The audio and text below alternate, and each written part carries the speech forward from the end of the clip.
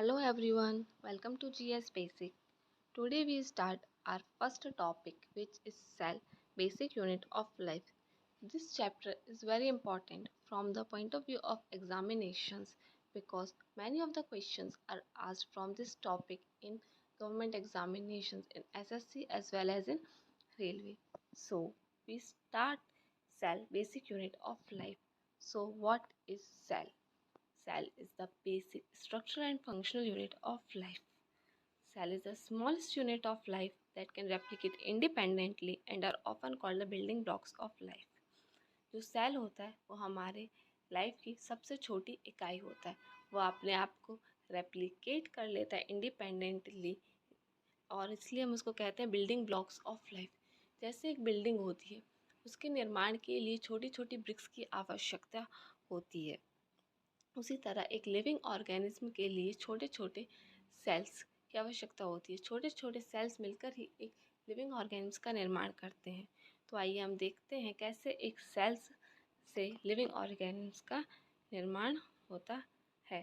सो sales होते हैं जो सेम फंक्शन कर रहे होते हैं, इनका स्ट्रक्चर ऑलमोस्ट सेम होता है। उनके ग्रुप्स को मिलाकर एक टिश्यू बनता है and a group of similar tissue which are performing same functions। तो रहता ग्रुप्स जो रहता है सेल का वो सेम फंक्शन परफॉर्म कर रहा होता है, तो उसी से मिलकर एक ऑर्गन बनता है। और ऑर्गन्स जो सेम फंक्शन कर रहे होते हैं उनसे मिलकर एक ऑर्गन सिस्टम बनता है। और जो ऑर्गन सिस्टम होता है different different organ system such as nervous system, digestive system, skeletal system, ये सब मिलकर एक लिविंग ऑर्गेन्स का निर्माण करते हैं। स्टडी ऑफ सेल, जो सेल की स्टडी होती है उसको कहा जाता है cytology. Important facts about cell, तो जो क्या कहते हैं स्टैटिक पार्ट है, इम्पॉर्टेंट फैक्ट्स हैं सेल के बारे में, आइए वो हम देखते हैं। The word cell is coined in the year 1665 by Robert Hooke ने 1665 में सेल वर्ड दिया था। जो स्मॉलेस्ट सेल होता है वो किसका होता है, माइकोप्लाज्मा गैलीसेप्टिकम। और जो लार्जेस्ट सेल होता है ह्यूमन बॉडी में वो न्यूरॉन होता है। और बिगेस्ट सेल जो होता है हमारे अर्थ पर, ये यूनिवर्स में सबसे बड़ा सेल है वो किसका, एग ऑफ ऑस्ट्रिच। ऑस्ट्रिच का एक एग रहता है वो पूरे। श्लीडन एंड श्वान established cell theory in the year 1838-39. Germ plasm theory was proposed by August Weismann. Next one is cell are of two kinds, prokaryotic cell and eukaryotic। जो cell होते हैं वो दो तरह के होते हैं, prokaryotic and eukaryotic cells. So आइए हम देखते हैं prokaryotic cells. This is the smallest and most ancient cell. सबसे पुराना और जो सबसे छोटा सेल होता है वो होता है prokaryotic cell. Single celled organs but lacks nuclear membrane and membrane bound organelles. जो प्रोकैरियोटिक होते हैं वो सिंगल सेल्ड ऑर्गेन्स होते हैं, मतलब एक ही सेल से पूरा ऑर्गेनिज्म बना हुआ रहता है, लेकिन उसमें न्यूक्लियर मेम्ब्रेन नहीं होती है और मेम्ब्रेन बाउंड ऑर्गेनल्स नहीं होते हैं। इट मीन्स जो ऑर्गेनल्स पाए जाते हैं एक सेल में उनके अंदर मेम्ब्रेन नहीं होती है। Nuclear material is present in a region of cytoplasm called nucleoid. Nuclear material जो साइटोप्लाज्म रहता है एक सेल का स्ट्रक्चर, उसके अंदर न्यूक्लियर मटेरियल पाया जाया रहता है, उसको हम कहते हैं nucleoid.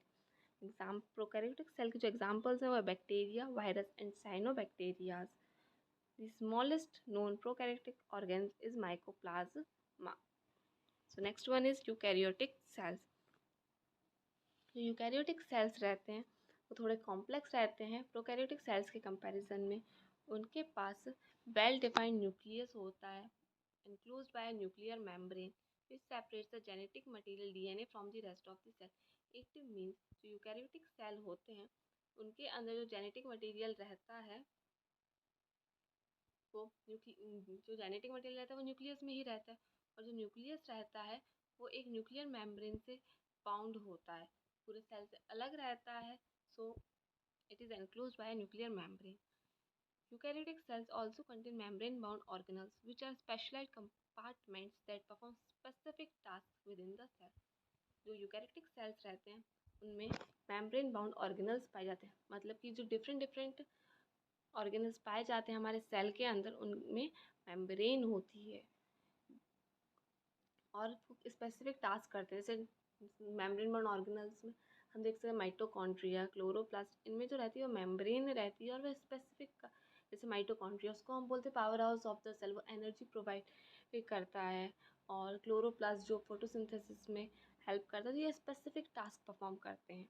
Unicellular, multicellular, plant and animal cell have eukaryotic cells, मतलब जो यूकैरियोटिक सेल्स होते हैं यूनिसेल्युलर ऑर्गन्स में भी होते हैं, मल्टीसेल्युलर में भी होता है, जो मल्टीसेल्युलर प्लांट में भी और एनिमल सेल इन दोनों में के जो सेल्स होते हैं वो यूकैरियोटिक होते हैं। So now we see plant and animal sales.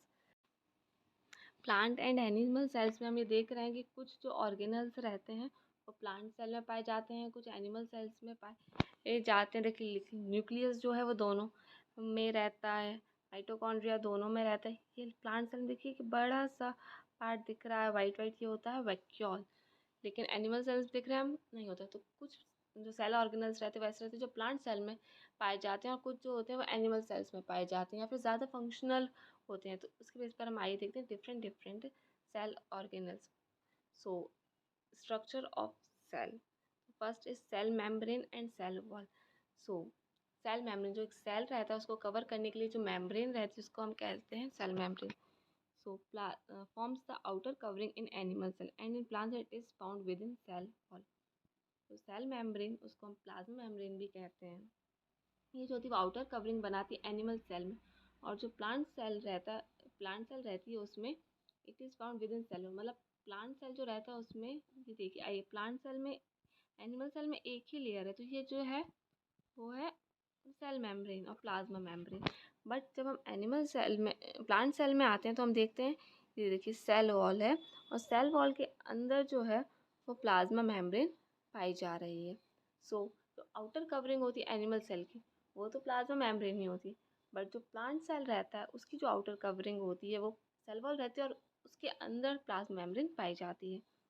जो प्लाज्मा मेम्ब्रेन होती है वो thin elastic living double layer, most important जो प्लाज्मा मेम्ब्रेन है वो लिविंग रहती है, और ये परमिएबल मेम्ब्रेन रहती है, मतलब इसमें से जो रहता है वो आदान प्रदान हो जाता, परमिएबल रहती है, इसमें से कोई भी चीज़ आसानी से आ जा सकती है। It is made up of phospholipid molecules, plasma membrane होती है फॉस्फोलिपिड मॉलिक्यूल्स से बनी हुई रहती है। इसका फंक्शन क्या होता है, it regulates movement of molecules inside and outside of the cell, क्योंकि परमिएबल रहती है इसलिए यह परमिएबल रहती है ताकि जो मॉलिक्यूल्स रहते हैं सेल के अंदर और बाहर आ जा सकें, यही इसका मेन वर्क रहता है। Now we see cell wall. Cell wall. In plant cell, there is a rigid cell wall which is non-living and freely permeable. So it is the most important feature that cell wall जो रहती है वो plant cell में present रहती है. It means it is absent in animal cells and it is non-living. जो cell wall होती है वो non-living होती है, बल्कि जो plasma membrane होती है वो living होती है. It is made up of cellulose and chitin. जो cell wall होती है वो cellulose और chitin से बनी हुई रहती है. It provides shape and rigidity to the cell. Shape और रिजिडिटी देती है सेल को. The cell wall of bacteria is made up of peptidoglycan. Bacteria की सेल वॉल होती है वो पेप्टिडोग्लाइकन से बनी हुई होती है. नेक्स्ट टॉपिक है प्रोटोप्लाज्म. So जो protoplasm is made up of various chemical substances like water, iron, salt and organic molecules. It is the living part of cell. जो प्रोटोप्लाज्म में रहता है और सेल के अंदर जो कुछ भी पाया जाता है except plasma membrane, it is known as protoplasm. तो एक सेल के अंदर जो सेल का स्ट्रक्चर होता है हम देखते हैं, जो सेल का स्ट्रक्चर है इसके अंदर जो कुछ भी है ये सब प्रोटोप्लाज्म में ही है, और ये बस जो कवर रहता है प्रोटोप्लाज्म का वो रहती है प्लाज्मा मेम्ब्रेन. और ये लिविंग पार्ट होता है सेल का. जो प्रोटोप्लाज्म है उसको हम दो पार्ट में डिवाइड करते हैं, साइटोप्लाज्म एंड न्यूक्लियोप्लाज्म. तो जो न्यूक्लियोप्लाज्म, जो न्यूक्लियस रहता है उसके अंदर जो कुछ भी मटेरियल रहता है वो न्यूक्लियोप्लाज्म में आता है. अदर देन न्यूक्लियस जो कुछ भी सेल में प्रेजेंट रहता है आउटसाइड, उसके बाहर, उसको बोलते हैं हम cytoplasm. See in cytoplasm the fluid found outside the nuclear membrane. जो फ्लूइड रहता है न्यूक्लियर मेम्ब्रेन के बाहर जितना भी रहता है उसको हम साइटोप्लाज्म कहते हैं. Cytoplasm is a jelly like substance that fills a cell and suspend its organelles. It means जो साइटोप्लाज्म रहता है वो जेली लाइक सब्सटेंस रहता है सेल के अंदर, और जितने भी ऑर्गेनल्स पाए जाते हैं वो सब साइटोप्लाज्म में ही रहते हैं. It's the main area or most cellular activities acting as a transport medium for molecules and ions and providing the platform for various chemical reactions. मतलब कि ये जितनी भी सेलुलर एक्टिविटीज़ होती हैं वो सब साइटोप्लाज्म में होती हैं और ट्रांसपोर्ट मीडियम का काम करता है मॉलिक्यूल्स और आयंस के लिए, एक प्लेटफॉर्म प्रोवाइड करता है जितनी बायोकेमिकल रिएक्शंस के, मतलब जो भी कुछ भी रिएक्शन होती हैं बायोकेमिकल वो सब साइटोप्लाज्म में ही होती हैं। और जो जितने भी ऑर्गेनल्स रहते हैं such as ribosome, mitochondria, Golgi bodies और chloroplast, all these organs are found in cytoplasm. Next one is nucleoplasm. The fluid inside the nuclear membrane is nucleoplasm. जो न्यूक्लियर मेम्ब्रेन के अंदर जितना भी फ्लूइड रहता है उसको हम न्यूक्लियोप्लाज्म बोलते हैं. So next one is mitochondria. Mitochondria is very important. So it is discovered by Altmann in the year 1886. Mitochondria को डिस्कवर किया था अल्टमैन ने 1886 में. It is double layered membrane. हमने बात की थी मेम्ब्रेन बाउंड ऑर्गेनल्स जो पाए जाते हैं इनमें one of them is mitochondria और इसमें डबल लेयर्ड पाई जाती हैं. Inner membrane has many folds called cristae. So we see जो फोल्ड वाला पार्ट है इस डायग्राम में, ब्लू वाला उसके आउटसाइड में एक देखिए ऑरेंज कलर से एक कवरिंग है, उसको हम बोलते हैं inner membrane. It is known as cristae. The fluid inside mitochondria is called matrix. और जो ब्लू वाला पार्ट है उसको मैट्रिक्स बोलते हैं. Which contains many enzyme and coenzyme. जितने भी एंजाइम और कोएंजाइम रहते हैं वो इसी मैट्रिक्स में पाए जाते हैं. इसका फंक्शन क्या होता है? Mitochondria is the respiratory site of cellular respiration. मतलब ये एक रेस्पिरेटरी साइट रहती है सेल्यूलर रेस्पिरेशन के लिए. Mitochondria synthesizes energy-rich compound ATP. It is the most important line. It is also known as powerhouse of the cell. ATP is also known as energy currency of cell. क्योंकि ATP जो रहती है वो इसी mitochondria में ही synthesise होती है और वही हमारी बॉडी को एनर्जी प्रोवाइड करती है. तो इसलिए हम माइटोकॉन्ड्रिया का power house of the cell बोलते हैं और एटीपी को हम एनर्जी करेंसी बोलते हैं. So it is the most important power house of the cell. किसको कहा जाता है? माइटोकॉन्ड्रिया को. और हमारी एनर्जी करेंसी क्या होती है? ATP. 3 questions are covered from this slide. Mitochondria जो होता है इज द जो माइटोकॉन्ड्रिया होती है रेस्पिरेटरी साइट होती है सेल्यूलर रेस्पिरेशन के लिए. First. Second one is power house of the cell mitochondria. And third one is ATP is known as energy currency of cell. The next one is Golgi body. Golgi body was discovered by scientist Camillo Golgi और उन्होंने अपने नाम पे ही Golgi body का नाम रख दिया था. Golgi bodies are made up of group of tubes, vesicles and vacuoles. As we see in diagram, वहाँ बहुत सारे vesicles हैं, tube like structures हैं और साइड में देखिए बहुत vacuoles. So गोल्जी बॉडीज होते हुए ग्रुप होता है ट्यूब्स, वेसिकल्स एंड वैक्यूल्स का. ये plant it is more in number and here it is more in number and here it is called dictyosomes. तो इन प्लांट्स में क्या होता है, ये बहुत ज़्यादा नंबर में पाए जाते हैं इसलिए इनको हम क्या कहते हैं? डिक्टियोसोम्स. तो ये याद रखना कि प्लांट्स में हम इनको क्या कहते हैं, गोल्जी बॉडीज को डिक्टियोसोम्स. इनका फंक्शन क्या रहता है? It works as storage, processing and packaging of material. It also involved in the synthesis of cell wall, plasma membrane and lysosomes. ये स्टोरेज, प्रोसेसिंग एंड पैकेजिंग का काम करते हैं. ये इन्वॉल्व रहते हैं किसके सिंथेसिस में? सेल वॉल के, प्लाज्मा मेम्ब्रेन के एंड लाइसोसोम्स के. It helps in the synthesis of carbohydrate from simple sugar which combine with protein made by ribosome forming glycoprotein. तो ये इनका सिंथेसिस होता है कार्बोहाइड्रेट का फ्रॉम सिंपल शुगर से, लाइक ग्लूकोज से.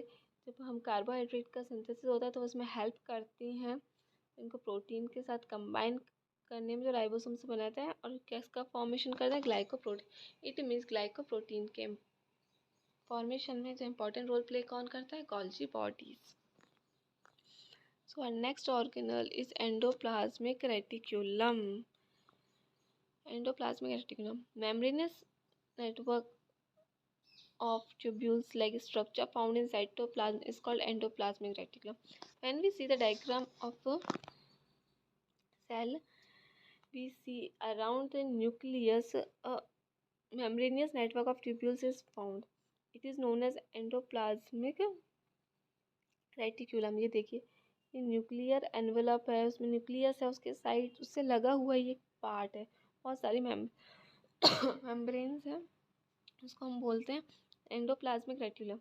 It is attached with the nucleus on one side and other side it is joint with plasma membrane. So मतलब last जो पार्ट रहता है इसका वो अटैच रहता है प्लाज्मा मेम्ब्रेन से, और एक पार्ट का अटैच रहता है न्यूक्लियर मेम्ब्रेन से। इसका फंक्शन क्या होता है?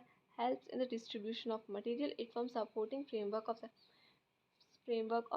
मतलब ये न्यूक्लियस से भी अटैच है, प्लाज्मा मेम्ब्रेन से भी है, तो ये सपोर्टिंग फ्रेमवर्क दे रहा है सेल को और मटेरियल्स के डिस्ट्रीब्यूशन में भी हेल्प कर रहा है। Next one is ribosome. So ribosome is discovered by Palade. So as we see in diagram, ये एक न्यूक्लियस है, उस न्यूक्लियर मेम्ब्रेन है, उसमें न्यूक्लियर पोर है और एंडोप्लाज्मिक रेटिकुलम है। But when we see in endoplasmic reticulum, ये गोल गोल स्ट्रक्चर पाए जा रहे हैं और उनको हम क्या कहते हैं? राइबोसोम्स। ये रफ एंडोप्लाज्मिक रेटिकुलम में पाया जाता है। एंडोप्लाज्मिक रेटिकुलम जो होता है वो दो टाइप का होता है, smooth endoplasmic reticulum and rough endoplasmic reticulum. जिनमें राइबोसोम प्रेजेंट होते हैं उनको हम बोलते हैं रफ एंडोप्लाज्मिक रेटिकुलम, और जिन एंडोप्लाज्मिक रेटिकुलम में राइबोसोम एब्सेंट होते हैं उसको बोलते हैं smooth endoplasmic reticulum. So rough endoplasmic reticulum ribosome present होते हैं। Small granules like structure found attach to the endoplasmic reticulum और इन फ्री स्टेट। ये मतलब अटैच भी हो सकते हैं एंडोप्लाज्मिक रेटिकुलम से और फ्री स्टेट में भी पाए जा सकते हैं। किसमें? साइटोप्लाज्म में। It is made up of ribonucleic acid RNA. ये जो बने हुए रहते हैं वो आरएनए से बने हुए रहते हैं। Take part in protein synthesis. Ribosome का मेन फंक्शन होता है कि ये प्रोटीन सिंथेसिस में हेल्प करते हैं। So next one is lysosome. It was discovered by de Duke. जो लाइसोसोम है वो डी ड्यूक ने डिस्कवर्ड किया था। These are sac like structure bounded by single membrane and contain hydrolytic enzymes.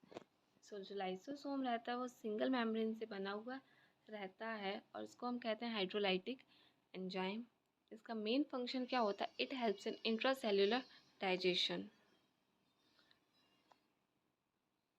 The enzyme found in lysosome में digest the entire cell, so it is also called as suicidal bags of the cell. जो lysosomes रहता है वो intracellular digestion मतलब cell के अंदर digestion रहता है उसके लिए हेल्पफुल रहता है। जो एंजाइम्स पाए जाते हैं, क्योंकि इसमें कुछ एंजाइम्स पाए जाते हैं जो हमारे डाइजेशन के लिए हेल्प करते हैं, तो वो कभी कभी क्या होता है वो पूरे सेल को ही डाइजेस्ट कर देते हैं। सो इसलिए हम उसको कहते हैं suicidal bag of the cell. It is very important that which or cell organelle is known as suicidal bags of the cell. So answer is lysosome. Lysosome is not found in red blood corpuscles of mammals. जो lysosome होता है वो red blood corpuscles रहती हैं जो mammals की, उसमें absent रहता है, उसमें नहीं पाया जाता है। Next cell organelle is centrosome. It was discovered by Boveri, found only in animal cell, taking part in cell division. It is not bounded by membrane, consist of two centriole. जो centrosome रहता है वो animal cell में पाया जाता है, मतलब it is absent in plant cell, और ये सबसे taking part in cell division में ये पार्ट लेता है, मतलब ये बहुत इंपॉर्टेंट रोल प्ले करता है। It is not bounded by membrane, ये किसी भी मेम्ब्रेन से बाउंड नहीं होता है, और एक सेंट्रोसोम जो रहता है उसमें दो सेंट्रियोल रहते हैं। इसका फंक्शन क्या होता है? Centriole found in centrosome initiate the cell division forming spindle fiber between the pole. जो सेंट्रियोल रहता है सेंट्रोसोम में पाए रहते हैं वो सेल डिवीजन को स्टार्ट करता है और स्पिंडल फाइबर बनाता है पोल्स के बीच में। और ये जो हमें इसको डिटेल में पढ़ेंगे सेल डिवीजन में, बट अभी आप इतना याद रखिए कि जो सेंट्रियोल पाए जाते हैं सेंट्रोसोम में वो सेल डिवीजन में हेल्प करते हैं और स्पिंडल फाइबर वो फॉर्म करते हैं पोल्स के बीच में। ये देखिए एज एन डायग्राम दो सेंट्रियोल्स हैं। Next one is plastid. Plastid it is found only in plant cell. जो प्लास्टिड होते हैं वो प्लांट सेल में पाए जाते हैं और ये 3 टाइप्स के होते हैं, chloroplast, chromoplast and leucoplast. So first one is chloroplast. जो क्लोरोप्लास्ट होते हैं ये ग्रीन पिगमेंट होते हैं और जो प्लांट्स में ये जो ग्रीन कलर होता है वो इन्हीं क्लोरोप्लास्ट की वजह से होता है। These are green pigment found in green plant involved in photosynthesis, so it is called kitchen of the cell। यही जो पार्ट होता है क्लोरोप्लास्ट ये फोटोसिंथेसिस में इन्वॉल्व होता है, इसलिए हम इसको बोलते हैं kitchen of the cell. It is very important question, which cell organelle is known as kitchen of the cell. So our answer is chloroplast. Chloroplast is bound by 2 unit membrane having grana and stroma. जो chloroplast होता है वो उसमें 2 unit membranes होती हैं।